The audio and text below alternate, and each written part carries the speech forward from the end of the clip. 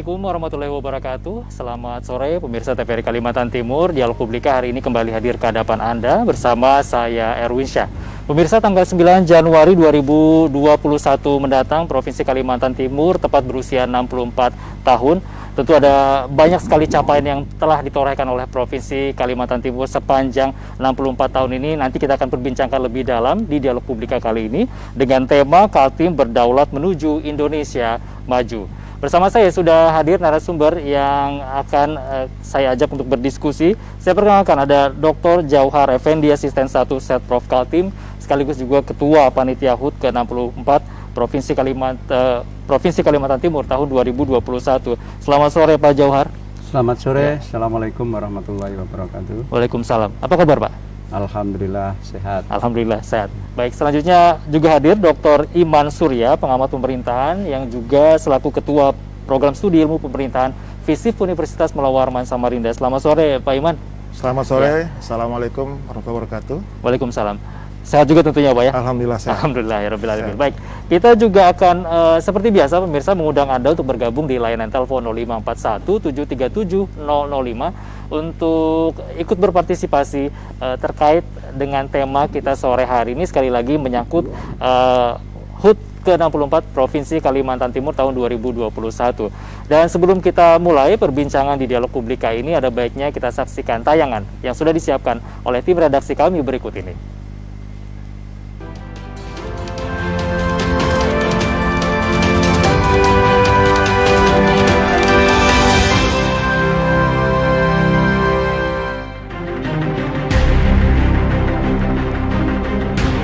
Kaltim Berdaulat Menuju Indonesia Maju.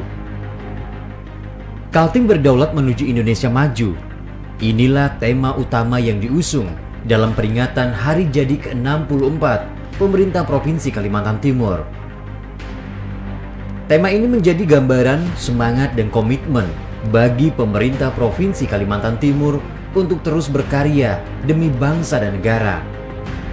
Apalagi peringatan Hari Jadi Kaltim di tahun ini masih dalam kondisi pandemi COVID-19. Situasi berat yang harus dan sudah dihadapi Kaltim dan seluruh daerah di Indonesia selama 1 tahun ini. Dalam situasi seperti ini, Pemprov Kaltim membutuhkan usaha yang sangat ekstra dalam merealisasikan Kaltim Berdaulat Menuju Indonesia Maju. Sejak awal tahun 2020 sampai akhir tahun dan memasuki tahun baru 2021, pemerintah daerah bahkan harus mengalihkan sejumlah anggarannya untuk fokus dalam penanganan pandemi COVID-19. Yang mau tidak mau juga berdampak pada progres pembangunan di Kalimantan Timur. Dengan segala kondisi yang terjadi saat ini, pemerintah Provinsi Kalimantan Timur memutuskan peringatan Hari Jadi ke-64 Provinsi Kalimantan Timur tahun 2021 hanya akan ada 2 kegiatan yang digelar. Rapat Paripurna Istimewa DPRD pada 8 Januari dan upacara pada tanggal 9 Januari. Di tengah antisipasi penyebaran COVID-19 yang masih tinggi dan peringatan Hari Jadi yang sangat sederhana, lantas seperti apa makna peringatan Hari Jadi ke-64 Provinsi Kalimantan Timur? Simak jawaban selengkapnya dalam Dialog Publika hari ini.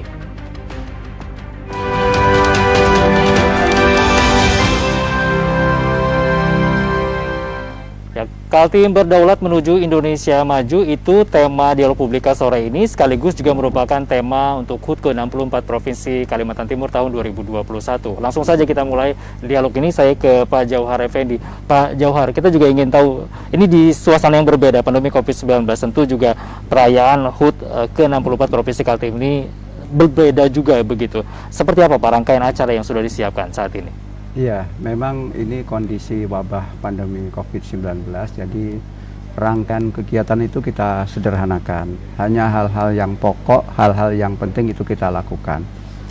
Yang pertama diawali tanggal 8, kita ada rapat paripurna istimewa, diselenggarakan oleh DPRD, ada pidato gubernur, kemudian nanti juga pemberian penghargaan kepada tokoh-tokoh yang berjasa untuk Kalimantan Timur.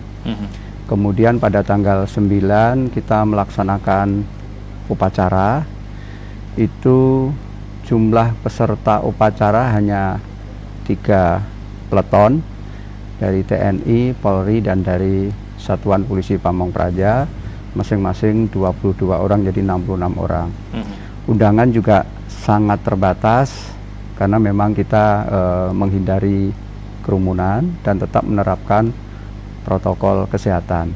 Nah, pada saat apel nanti juga akan dilakukan penyerahan panji-panji keberhasilan kepada pemerintah kabupaten kota. Jadi ada 55 panji keberhasilan dengan berbagai bidang ya, berbagai jenis atau sektor.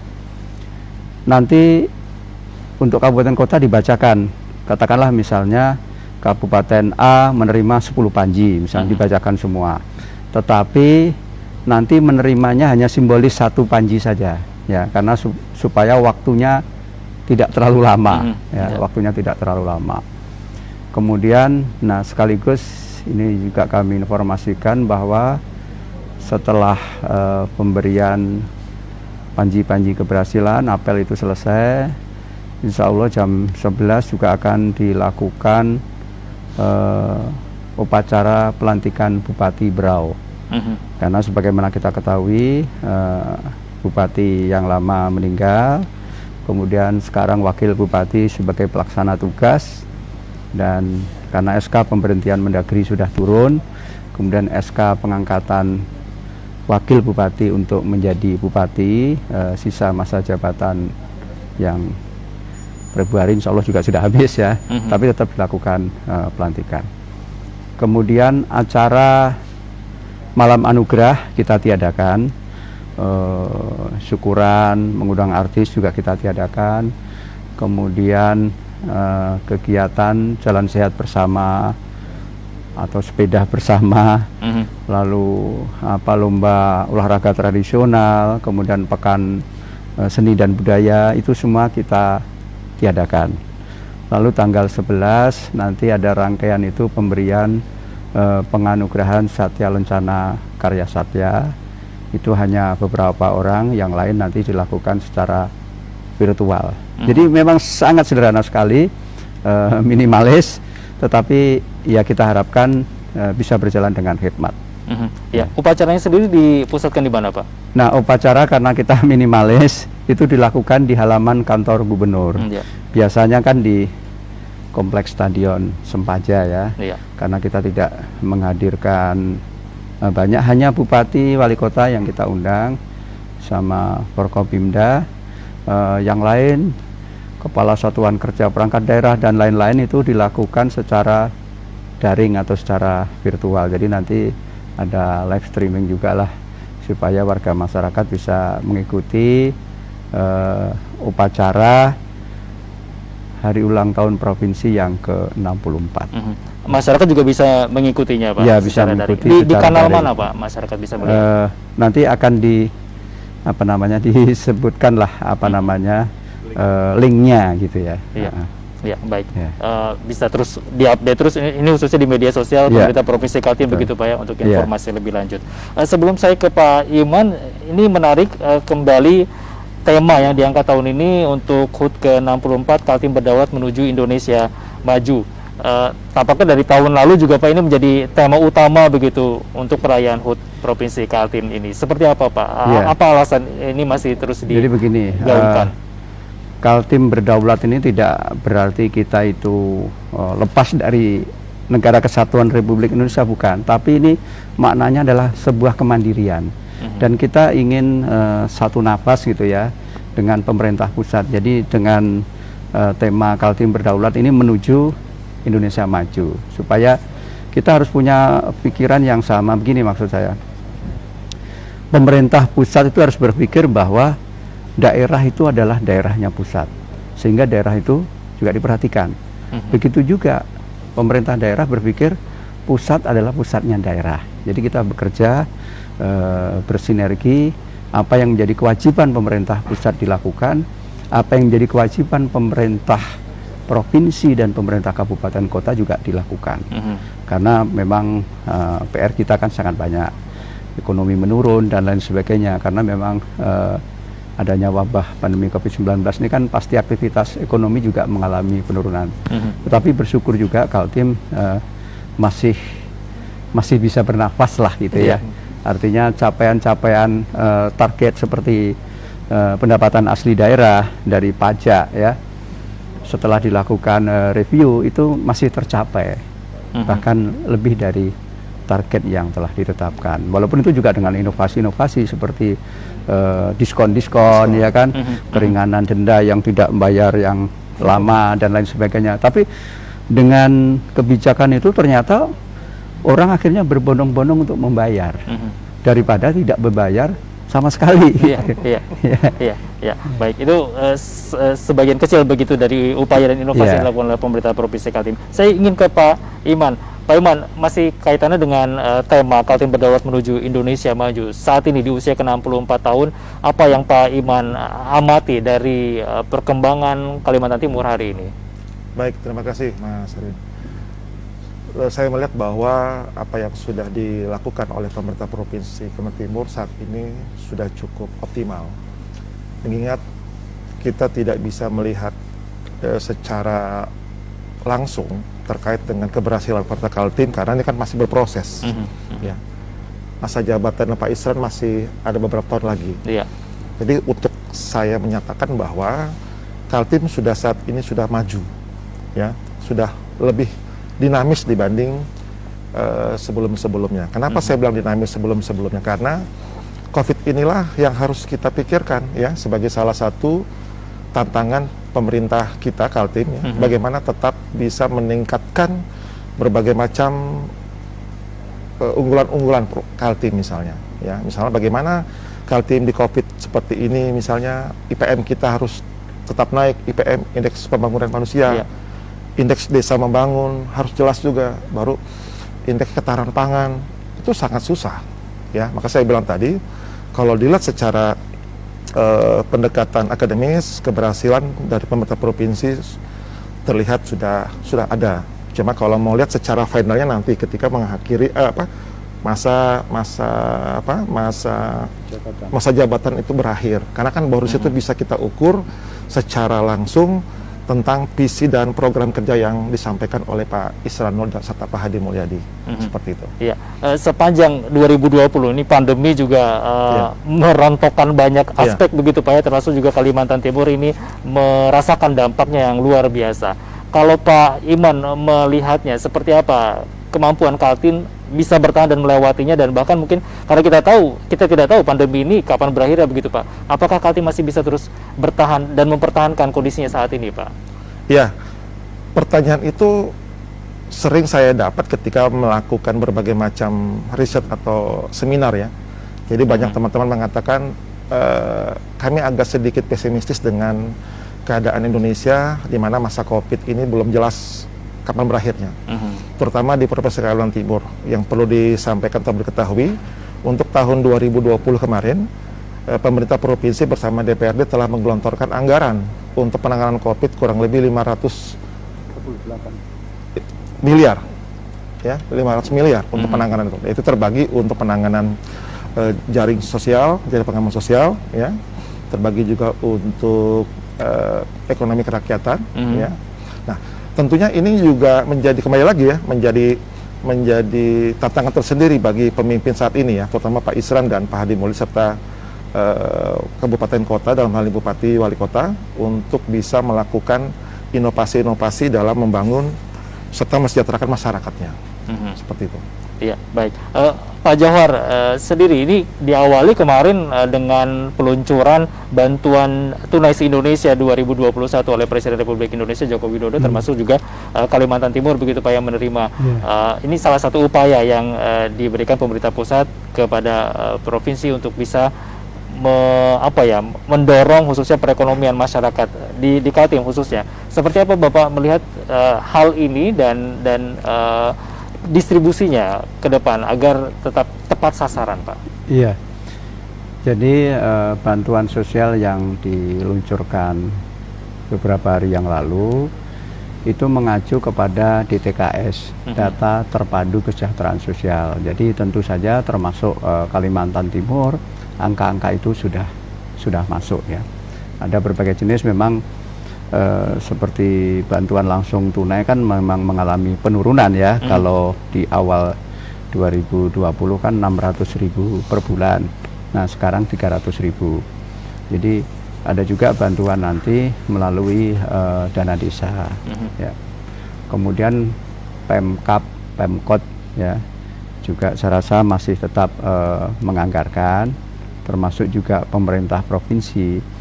Hanya saja memang perlu faktor kehati-hatian, jangan sampai ada tumpang tindih. Kita bersyukur, kami bersyukur pemerintah provinsi waktu itu bantuan langsung lewat bank, sehingga tidak ada masalah kan. Kementerian Sosial ada masalah kan karena diberikan sembako. jadi itu kan perlu pengadaan dan lain sebagainya. Kita alhamdulillah, walaupun waktu itu kenapa pemerintah provinsi terkesan lamban. Ya lambannya karena kita cek dulu, jangan sampai ada yang double.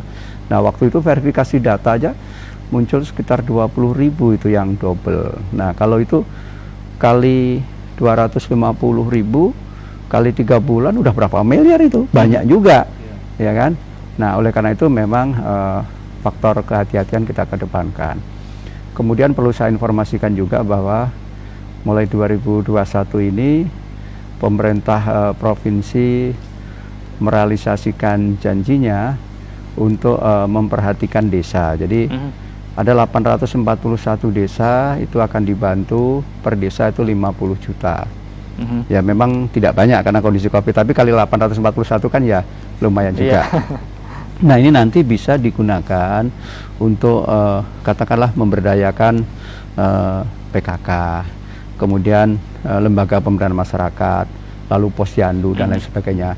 Pendek kata itu bisa dipakai juga untuk meningkatkan katakanlah kapasitas di luar perangkat desa, itu bisa dipakai dari dana bantuan keuangan provinsi kepada desa. Ini kan langkah konkret dan ini juga bagian dari pencapaian visi gubernur yang pertama adalah berdaulat di bidang pengembangan sumber daya manusia yang berakhlak mulia lah, kira-kira seperti itu. Ya, baik, kita akan jeda sejenak Bapak-Bapak dan jangan kemana-mana pemirsa, tetap di Publika, kami akan segera kembali usai pariwara berikut.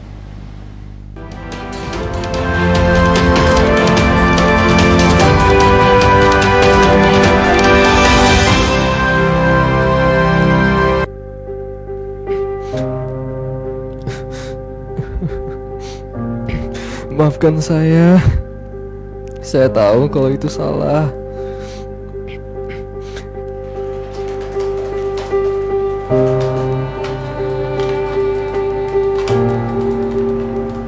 Saya janji gak akan mengulanginya lagi. Saya janji gak akan menipu lagi.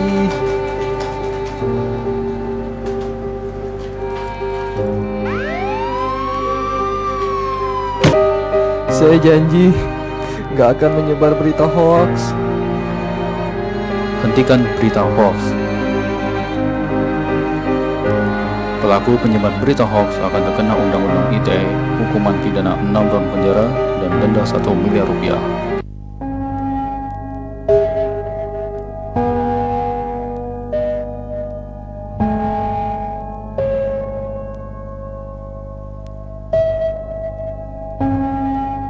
Mama selalu sibuk bekerja.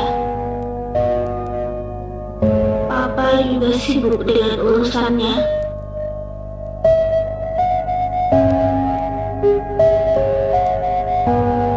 Tak ada waktu untukku bercerita. Padahal hanya kasih sayang yang ku minta. Begitulah aku, jarak, dan papa mama.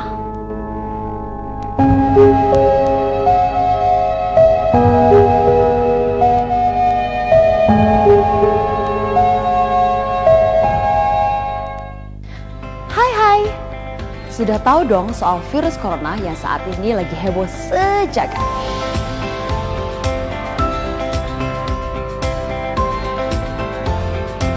Virus corona atau yang dikenal juga dengan novel coronavirus adalah virus baru penyebab penyakit saluran pernafasan. Virus ini masih satu keluarga dengan virus penyebab SARS dan juga MERS yang sangat disayangkan sampai saat ini belum tersedia vaksinnya. Jadi kita perlu waspadai gejala klinisnya. Gejala klinis virus corona diantaranya adalah demam, batuk, gangguan pernafasan, sakit tenggorokan, letih, dan juga lesu. Mudah, lakukan 3 langkah cegah. 1.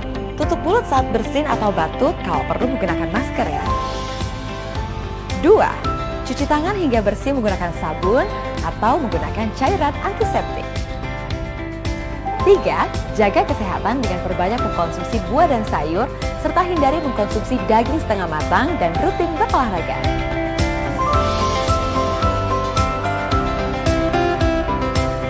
Benar, yuk lakukan 3 langkah cegah agar kita terhindar dari resiko terkena virus corona. Tutup, cuci, jaga.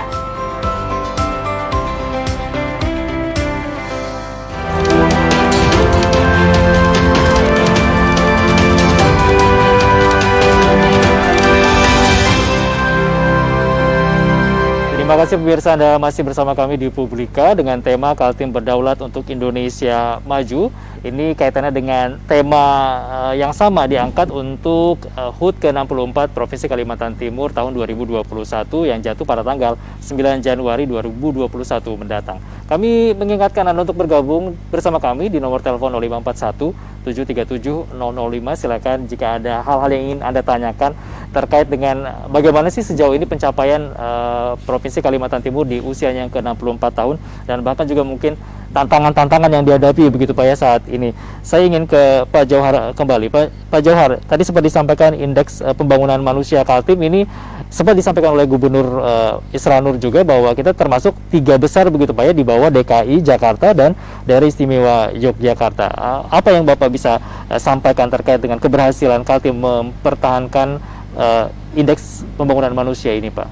Ya, ini kan salah satu alat ya untuk mengukur bahwa indeks pembangunan manusia itu relatif sama lah ya dengan 2019, dan kita menduduki posisi ketiga. Memang kalau Jogja itu termasuk langganan itu ya. Loh, DKI itu kan anggarannya sekitar berapa? 70-an triliun barangkali. Iya. Ya. Jadi kita bersyukur, artinya salah satu ya, kemudian termasuk laju inflasi juga terkendali ini dari Bank Indonesia, sehingga tim pengendali inflasi daerah kan mendapatkan penghargaan ya terkait dengan kebijakan itu. Nah, tentu saja memang kalau kita melihat apa namanya angka-angka yang terkonfirmasi positif memang mengalami peningkatan, tetapi memang tracing kita ini sudah melampaui standar WHO, sehingga jumlahnya banyak ya. Tetapi yang kedua, tren untuk tingkat kematian kita ini di bawah rata-rata nasional. Itu kan juga bagus. Tingkat kesembuhan juga mengalami peningkatan. Nah, memang ini harus kerjasama kita semua ya. Maksud saya baik dari pemerintah, pelaku usaha, kemudian juga warga masyarakat. Kuncinya itu memang menjaga protokol kesehatan ya. Vaksin kan memang baru mau dilakukan ya, dan nanti untuk prioritas pertama itu untuk tenaga kesehatan. Di Kaltim ini ada sekitar 30.000 tenaga kesehatan. Nah, memang kalau secara nasional untuk vaksin nanti perlu waktu sampai sekitar 15 bulan ya, 15 bulan.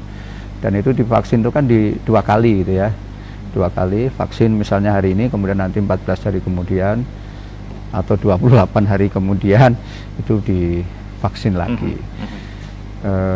Nanti setelah di launching di tingkat nasional presiden, nanti juga di tingkat provinsi kira-kira 2 hari setelah nasional akan kita lakukan. Kemudian nanti ya yang pertama tadi untuk tenaga kesehatan. Nah, kita udah menyiapkan juga seluruh puskesmas itu untuk menyimpan vaksinnya, itu juga sudah tersedia, kita pastikan tersedia. Ya, itu rencana-rencana yang akan dilakukan dalam waktu dekat begitu ya Yeah. Pak. Saya ke Pak Iman. Pak Iman, tadi kita juga ingin membahas lebih sedikit detail begitu terkait dengan indeks pembangunan manusia, kemudian hal-hal yang sudah dicapai oleh Provinsi Kalimantan Timur di usianya ke 64 tahun ini. Inflasi tadi dipertahankan cukup baik begitu. Apa yang Bapak lihat dari sejauh ini capaian-capaian khususnya di usia yang ke-64 tahun nih Pak, walaupun memang masa jabatan Pak Ihsanul masih beberapa tahun lagi, kira-kira apa yang bisa dievaluasi kemudian bisa menjadi senjata untuk bisa lebih maju lagi di tahun-tahun mendatang? Baik, kembali tadi disampaikan terkait dengan indeks pembangunan manusia ya, bahwa Kaltim di tahun 2019 dengan grade 76,61%, ya kan. Terus di tahun 2020 tetap 76, coba terkoreksi 24, artinya ada penurunan. Tapi tidak terlalu signifikan sebetulnya. Nah, apa sih yang diukur, apa sih yang diatur dalam indeks pembangunan manusia itu, ya kan? Nah, misalnya di dalam indeks pembangunan manusia itu dilihat bagaimana sih usaha pemerintah provinsi untuk sangat serius untuk melihat kepada unsur harapan hidup, ya, harapan hidup kita. Jadi unsur harapan hidup kita ini meningkat sebetulnya. Yang kedua, rata-rata lama sekolah, ya, rata-rata lama sekolah di Kaltim ini 7 tahun sekian bulan. Itu kalau dari tingkat menengah dasar sampai ke menengah. Terus harapan lama sekolah juga cukup bagus sebetulnya. Nah, sekarang yang harus kita perhatikan dan harus kita tingkatkan adalah bagaimana sinergitas Provinsi Timur itu untuk melakukan inovasi-inovasi selain misalnya kalau kita hubungkan dengan beasiswa misalnya, beasiswa Kaltim Tuntas misalnya, ini kan ada hubungan dengan sekolah. Nah, beasiswa Kaltim Tuntas juga harus kita prioritaskan kembali, ya.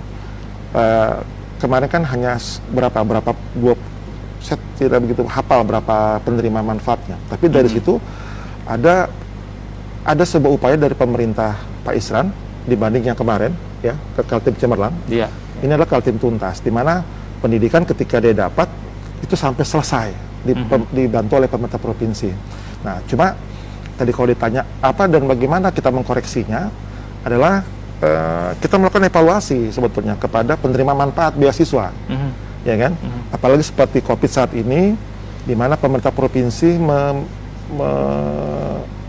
menyetorkan atau menyerahkan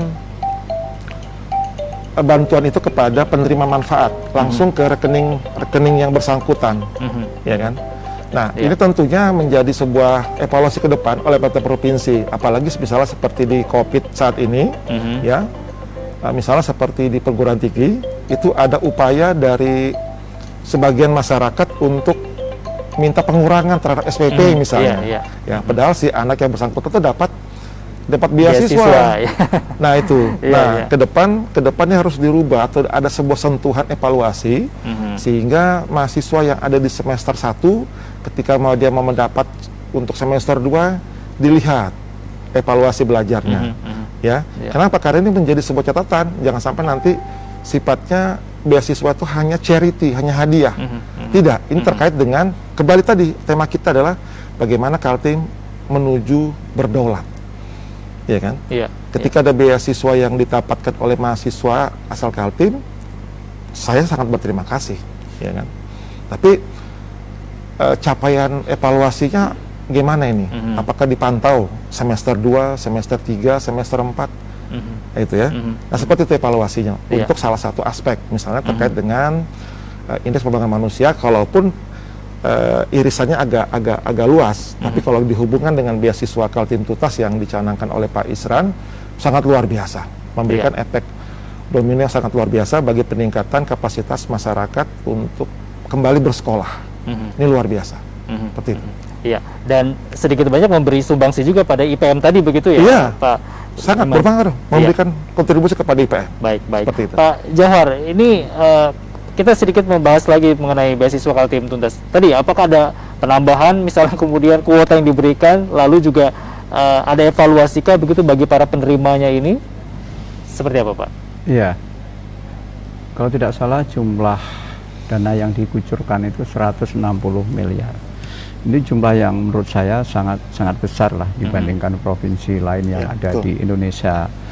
Nah, tentu di sana sini ada kekurangan ya kita sempurnakan. Tapi yang jelas apa yang disampaikan Pak Dr. Iman tadi, kalau Kaltim tuntas itu begitu masuk sampai nanti lulus. Kalau sebelumnya kan ya per tahun kan begitu. Tidak ada jaminan sampai lulus begitu loh. Jadi ini saya rasa komitmen yang cukup besar, dan kita tahu memang suatu saat Kaltim kan akan kehilangan penerimaan dari sumber daya alam yang non renewable ya, yang tidak bisa diperbaharui. Nah, oleh karena itu pembangunan di bidang sumber daya manusia ini sangat penting, sehingga ketika katakanlah sumber daya alam ini sudah habis, maka manusia-manusia yang punya pengetahuan ini bisa menciptakan lapangan kerja, bahkan dia juga bisa bekerja di provinsi lain, ya kan, karena tidak bergantung kepada sumber daya alam. Saya rasa ini komitmen yang bagus sekali. Iya, baik.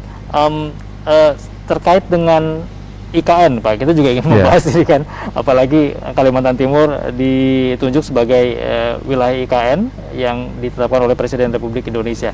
Seperti apa sih Pak sejauh ini, mungkin pemerintah Provinsi Kaltim juga mengetahui progresnya, kemudian apa yang kira-kira bisa masyarakat Kaltim berikan begitu sebagai sumbangsi pada pembangunan IKN mendatang? Iya, jadi begini, pada dasarnya IKN ini kan kebijakan nasional ya, jadi tentu yang paling berkepentingan adalah pemerintah pusat ya. Setelah ditetapkan Kaltim sebagai ibu kota negara adalah bagaimana menyiapkan pembangunan infrastruktur. Nah, tetapi ketika sudah ada putusan Kaltim menjadi ibu kota, itu sudah luar biasa gairah ya, apakah daerah tetangga maupun termasuk Malaysia yang dekat dan yang lain-lain itu pengen investasi di Kalimantan Timur. Nah, memang ini kan tetap dilakukan seperti misalnya review desain dan lain sebagainya. Tetapi untuk pembangunan infrastruktur ya insya Allah saya 2021 ini akan dimulai. Tempo hari waktu ada pertemuan asosiasi pemerintah provinsi seluruh Indonesia, ambil contoh misalnya Sulawesi Tengah, itu sangat senang dengan IKN. Nanti dia bisa jualan batu kerikil ya kan, itu dari Palu kan, Sulawesi Tengah. Termasuk beberapa waktu yang lalu kami menerima rombongan dari pemerintah Provinsi Kalimantan Selatan. Dia mau cari tanah untuk membangun perwakilan Provinsi Kalsel yang ada di ibu kota negara. Nah, saya bilang oke, ini masukan yang bagus, nanti kita bicara bersama-sama termasuk provinsi lain, sehingga bisa didesain, katakanlah disiapkan lahan, tentu nanti mungkin dibeli ya oleh pemerintah provinsi masing-masing. Nggak kayak kalau di Jakarta ini kan tersebar, karena memang tidak didesain dari awal kan, tapi kalau ini kan didesain dari awal ya.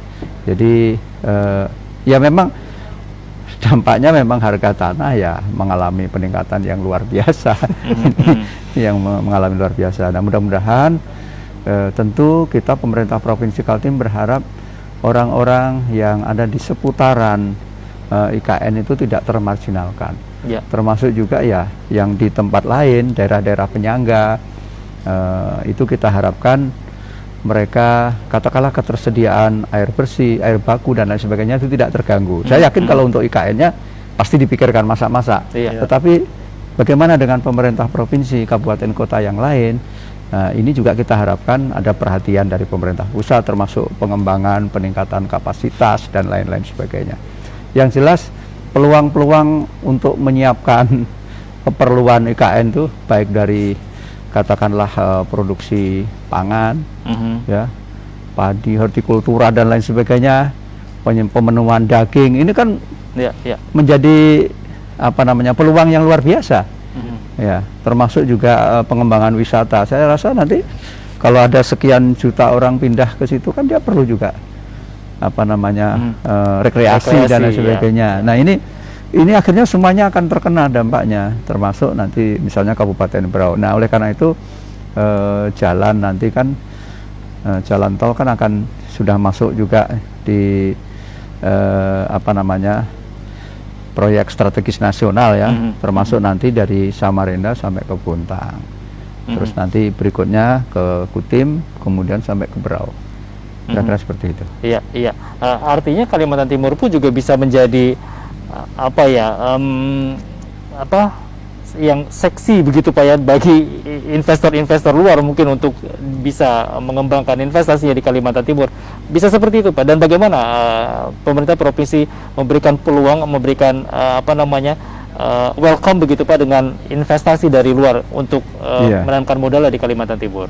Tentu kan ketika perusahaan ingin menanamkan investasinya di Kaltim, yang perlu tersedia listrik, air bersih, sarana telekomunikasi.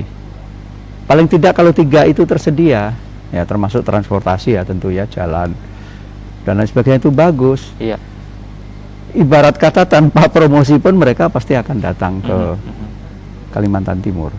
Dan ini nanti pasti dipikirkan juga oleh pemerintah pusat lah supaya penyebaran pembangunan ini tidak bertumpu di satu kawasan tertentu gitu ya. Saya rasa ya Kaltim bukan kota, katakanlah kota bisnis, mungkin masih Jakarta ya, masih tempat bisnis, tetapi kan dampak dari pembangunan dan lain sebagainya ikutannya ini kan cukup besar kan. Nanti kan semua seperti kalau ibu kota ya, berarti kan Bank Indonesia, kemudian pusat pertahanan, ya, termasuk juga misalnya kita nggak usah jaga misalnya BPJS saja. Itu di undang-undangnya dia harus berada di ibu kota negara, ya otomatis juga pindah itu. Jadi banyak nanti ikutannya itu. Saya rasa mungkin juga Universitas Mula Warman juga nanti berkembang menjadi universitas nasional itu. Iya. Ya kan? Oke, baik. Kembali kita akan jeda sejenak pemirsa, jangan kemana-mana, tetap di Publika. Kami segera kembali usai pariwara berikut ini.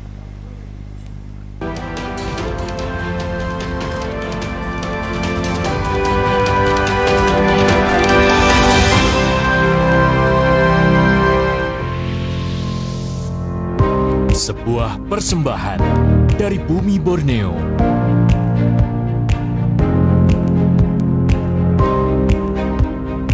Menampilkan keelokan warisan sejarah.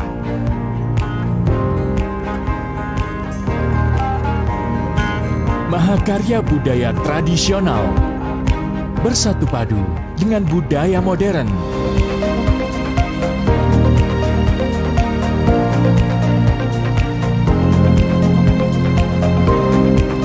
Petualangan tak ternilai dalam asrinya hutan tropis Kalimantan.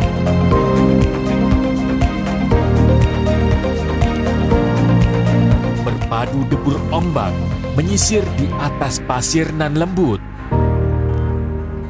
Pesona nirwana di timur Kalimantan.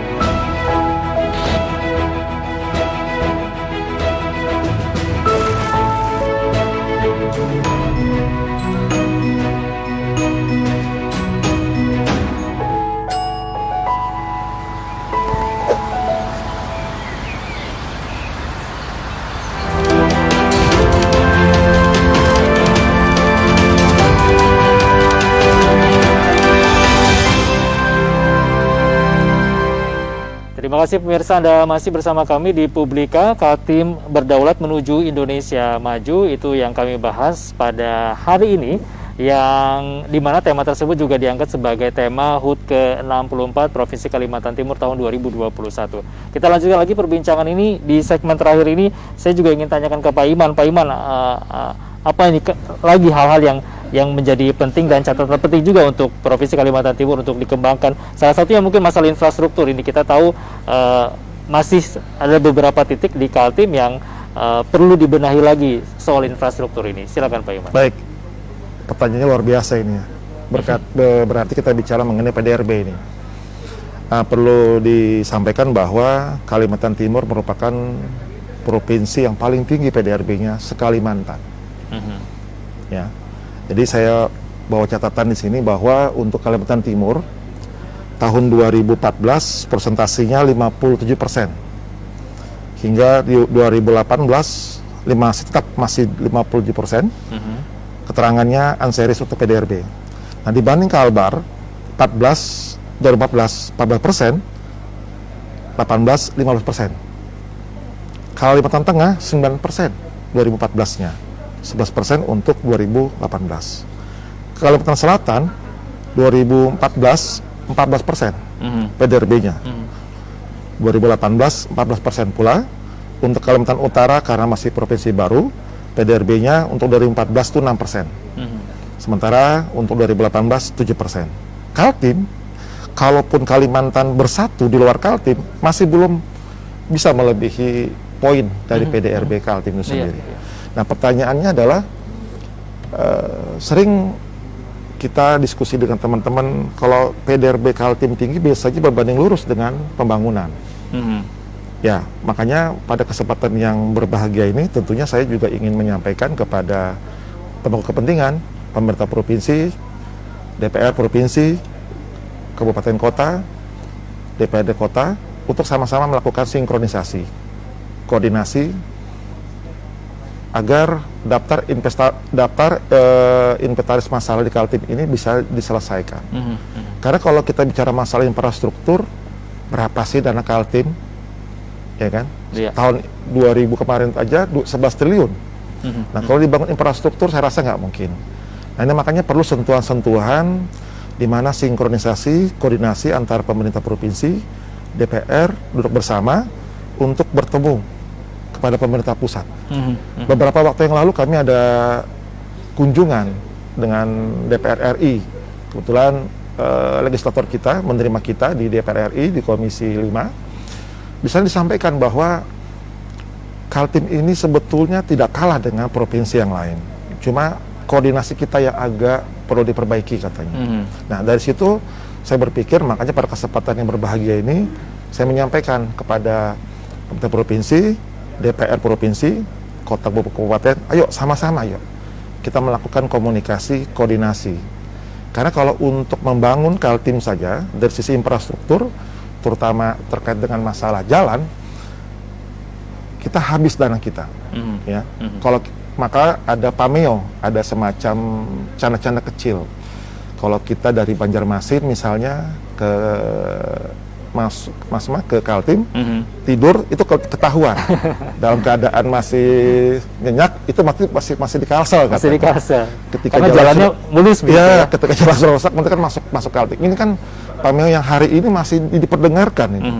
Nah, maksud saya dengan semua kita sama sinkronisasi dengan PDRB yang sangat luar biasa ini, mudah-mudahan, ayo sama-sama kita.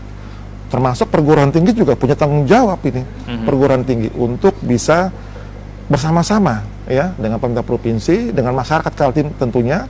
Karena kan kalau kita belajar tentang pemerintahan, domain negara itu kan ada 3 ya, domain itu.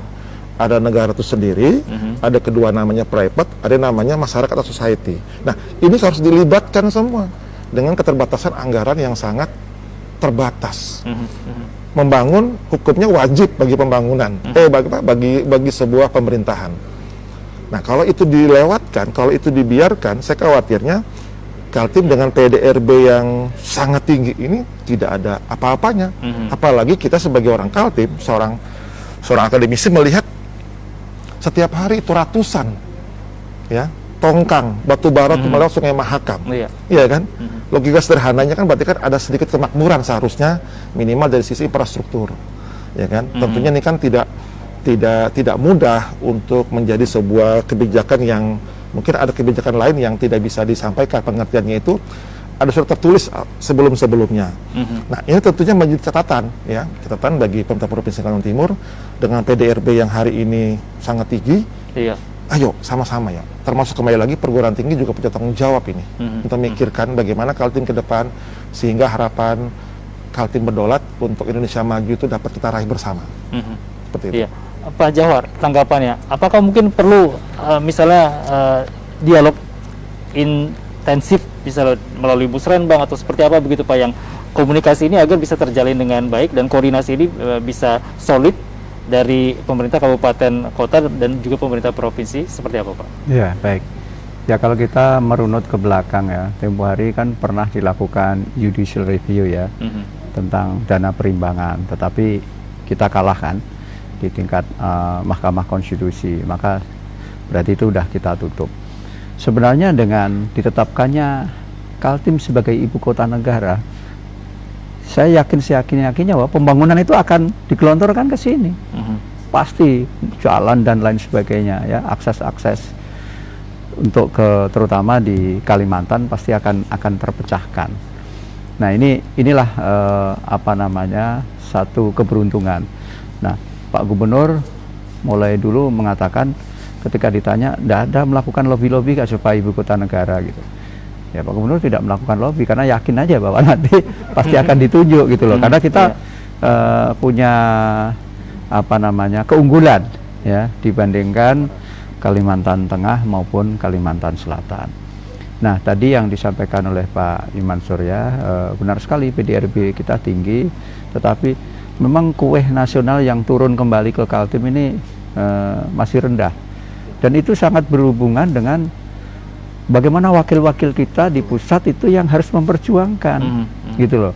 Nah, kan tidak semuanya ya getol memperjuangkan lah, kita bisa melihat dari media sosial siapa yang aktif dan lain sebagainya. Nah, ini mudah-mudahan dengan ditunjuknya Kaltim sebagai ibu kota negara, maka pembangunan khususnya di Kalimantan Timur ini akselerasinya, percepatannya itu bisa tercapai gitu ya. Nanti kalau PDRB ya memang, tapi perusahaan itu kan siapa yang punya kan begitu kan, jadi penghasilannya ya kembali ke sono gitu kan. Karena hanya dibagi rata aja itu kan, dibagi rata dengan jumlah penduduk ya kelihatannya besar, tapi sesungguhnya tidak seperti itu fakta yang ada di lapangan. Iya, terkait koordinasi tadi Pak dengan pemerintah kabupaten kota, bagaimana sejauh ini yang dilakukan pemerintah provinsi? Ya, itu kan mekanisme musrenbang dan lain sebagainya itu tetap dilakukan Pak, tetap dilakukan. Jadi gubernur ini kan wakil pemerintah pusat yang ada di daerah. Memang seperti Undang-Undang Minerba ini kan kewenangan di bidang pertambangan kan ditarik semua oleh pemerintah pusatnya. Nanti gubernur sebagai wakil pemerintah pusat yang daerah ya artinya meminta perusahaan-perusahaan yang ada di Kaltim, bukan hanya di bidang batu bara, di bidang perkebunan, tapi semua sektor untuk ayolah sama-sama memikirkan Kaltim, gitu kan. Artinya silakan berusaha, tetapi pikirkan juga kesejahteraan warga di Kalimantan Timur. Itu intinya. Iya, baik. Pak Iman, mungkin ada hal lain juga ingin disampaikan ini terkait juga dengan sumber daya manusia di Kalimantan Timur ini seperti apa untuk di usia yang ke-64 tahun ini, apakah juga bisa mampu bersaing dengan daerah-daerah lainnya begitu Pak? Oh bisa, tentu bisa. Kalau stereotip misalnya orang Kalimantan Timur belum mampu, itu cuma hanya kesempatan saja belum ada sebetulnya. Kalau dari kesempatan sisi, ya kalau masalah kapasitas itu ada semua, peluang itu ada. Nah, kalau kita branding, kita samakan antara di Pulau Jawa dengan di Kalimantan Timur, kita ini kan banyak faktor penghambatnya. Misalnya masalah jaringan, misalnya seperti kita mau webinar, ya, terus tuh ketersediaan buku misalnya, ya, terus tuh ketersediaan tenaga pengajar dan macam-macam. Kalau masalah kapasitas, jika orang Kaltim ini bahasa sederhananya itu diberikan terus bimbingan pelatihan secara intens, Kaltim itu sama juga dengan daerah-daerah lain, terutama seperti di Pulau Jawa tentunya. Ya kan, makanya jangan kaget kalau beberapa tahun terakhir ini orang Kaltim, termasuk Pemprov sendiri ya, dengan program memberikan kesempatan kepada anak Kaltim untuk menyekolahkan ke Rusia ya, untuk kereta api. Itu merupakan langkah yang luar biasa, walaupun sampai hari ini ternyata sudah putus itu kerjasama itu, ya kan? Nah, artinya orang Kaltim ini jika diberikan kesempatan, peluang, itu sama, ya. Tinggal kesempatan peluang itu bagaimana ya? Bagaimana ini? Nah, itu harus kita jawab, seperti itu. Iya, baik. Pak Jauhar, mungkin sebagai closing statement ini karena waktu kita terbatas, silakan Pak disampaikan. Iya, di tengah pandemi COVID-19 memang kita harapkan warga masyarakat memiliki inovasi lah. Biasa kalau dalam teori kebijakan itu ada trade off kan, ada yang diuntungkan dengan kondisi pandemi, ya katakanlah misalnya sektor kesehatan, produksi hand sanitizer apa segala macam kan meningkat semua kan, masker segala macam itu kan, tapi di sisi lain turun. Nah, oleh karena itu memang perlu inovasi bagaimana menghadirkan kegiatan-kegiatan itu melalui daring gitu loh, melalui daring, termasuk juga jualan ya kan, bisa melalui daring dan lain sebagainya. Ini kan sudah banyak nih di Jawa aja sekarang, apa namanya, tukang sayur yang pakai motor itu juga sudah pakai pesan-pesan pakai daring itu sudah, jual sayur mayur dan lain sebagainya ya, karena teknologi itu sepanjang kita bisa manual. Memang teknologi selalu ada dua sisi lah, ada sisi negatif dan positif, tergantung the man behind the gun, tergantung orang yang di belakangnya itu bagaimana memanfaatkan teknologi yang ada untuk peningkatan kesejahteraan masyarakat. Iya, baik. Terima kasih banyak Bapak Dr. M. Jauhar Effendi, Dr. Iman Surya. Terima kasih juga atas waktu dan paparannya di sore hari ini di Publika, dan tentunya sama-sama ini dukungan dari masyarakat juga Pak ya, untuk sama-sama mewujudkan Kaltim berdaulat menuju Indonesia maju, untuk menyongsong 64 tahun Provinsi Kalimantan Timur yang akan genap jatuh pada tanggal 9 Januari 2021 mendatang. Akhir kata sampai di sini perjumpaan kita di Publika. Pemirsa, terima kasih atas perhatian dan kebersamaan Anda. Selamat sore. Wassalamualaikum warahmatullahi wabarakatuh. Sampai jumpa.